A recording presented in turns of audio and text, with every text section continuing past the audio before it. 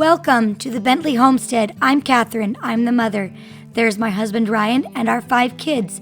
We are a blended family and we would love to welcome you to our homestead. We started building this place 2 years ago.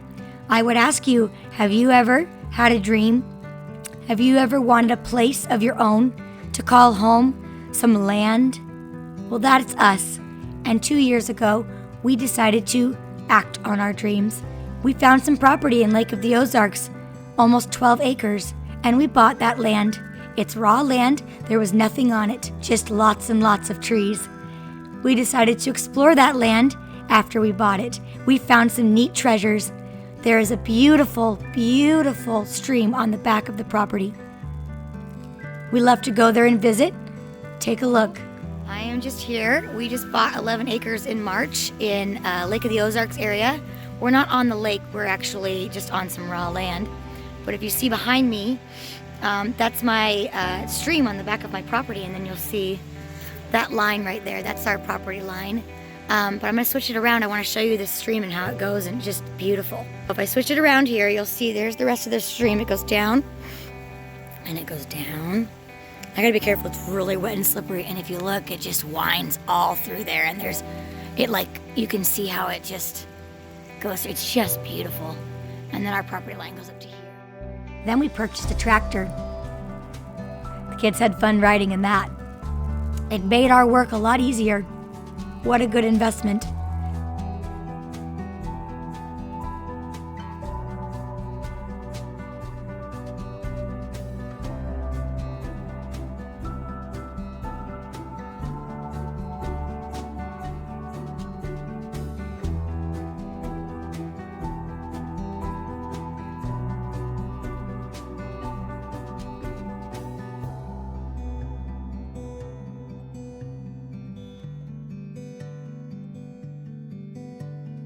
Then we built ourselves a shed to put all of our tools in while we were not at the property.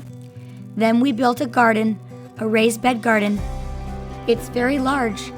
We've had trouble growing things on it. Many animals came and dug up most of our food, but we've since then made adjustments, and just this past year, we put in an electric fence. That kept all the armadillos and the raccoons out finally. We planted 46 fruit trees.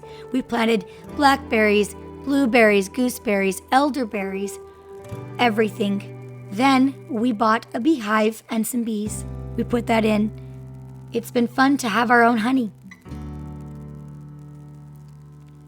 When we put in our trees, the land that we're on, we had to dig deep into the ground and make big, huge holes because most of it is limestone and it's very porous rock. There's very little topsoil. So we had to dig these big holes, and we put in these tubes for air to aerate the ground, and then we put a big mixture of different things into the ground to be good minerals for the trees so they would get a good start. We also implemented 2 types of gardening. We implemented the hugelkultur and the forestry gardening. We needed something that was a passive system that we would be able to grow while we were away. We needed something to water while we were gone, and we didn't have a source of water. So we put logs and sticks in the ground so that when the waters would come, they would fill up a swale, and they would go into the berm, which is the big hill you see, and then the wood would absorb all of that moisture and all of that water from the swale in the berm.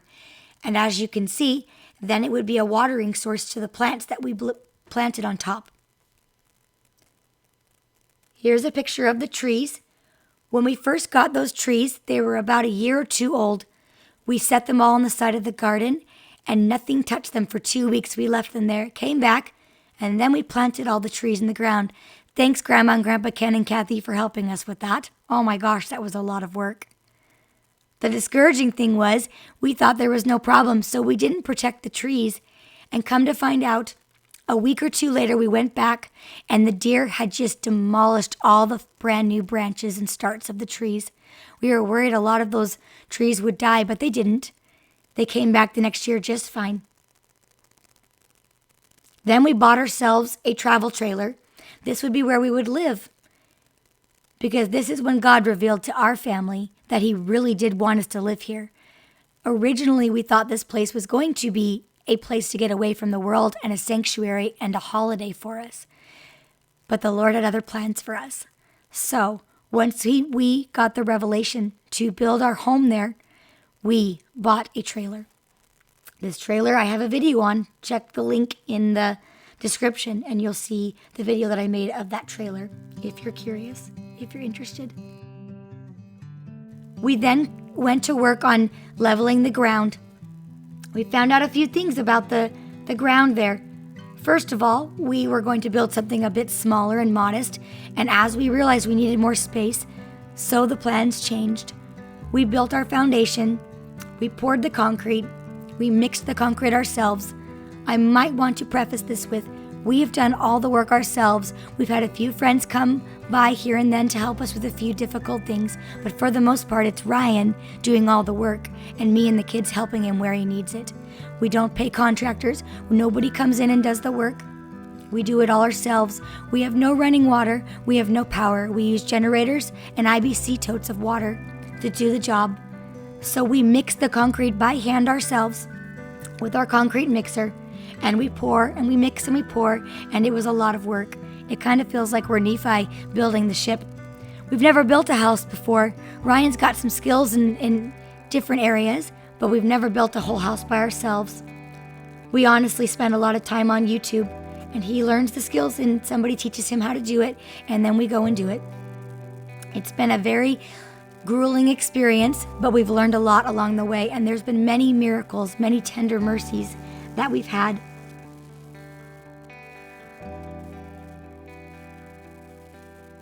We've even had a few friends come and visit. This doe, you'll notice, came right up to Ryan while he was pouring concrete. She was very friendly, and she even let him pet him. It was kind of cute. Here's the foundation that we started, and as you can see, we needed a little bit wider space, so we called up some excavators to see if they would be able to excavate as we were building into the side of the hill. The guy quoted us $45,000 without even coming out to our property, and he said he didn't really know how much it would cost, but it would start with $45,000. Well, I can tell you right now, when you're paying out of pocket, we don't have a mortgage, we don't have a construction loan, it did not sound right to us. So we made a few adjustments. We went ahead and we built another level, as you see here, to the basement. This will be a walkout basement. That's the plan. But we could not afford to excavate, and there is limestone underneath there. We could not change the lay of the land, so we just built organically, you could say, and built into the land. Another neat story that happened was when we went to go pick up the rebar. Ryan went to Menards to pick up the rebar that he'd already ordered and purchased, and he was just going to pick up his purchase.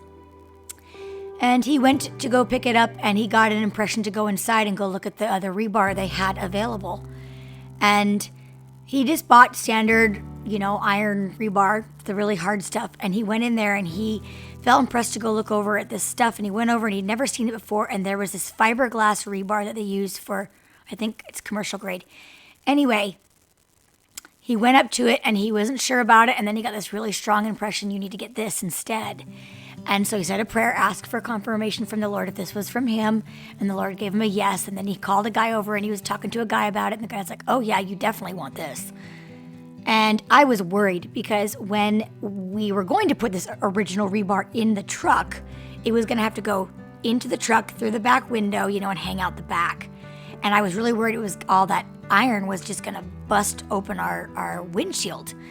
And then he ended up going and getting this other stuff. And this stuff looks almost like gritty sandpaper, and it's bendable and light. It's lighter and it's way more durable. It's like, it doesn't rot, it doesn't rust or anything like that. And it was amazing. And so that's one of the tender mercies, I would say, that the Lord gave us. We had no idea that there was something better out there for us, but he prompted Ryan to go and get that, and Ryan listened.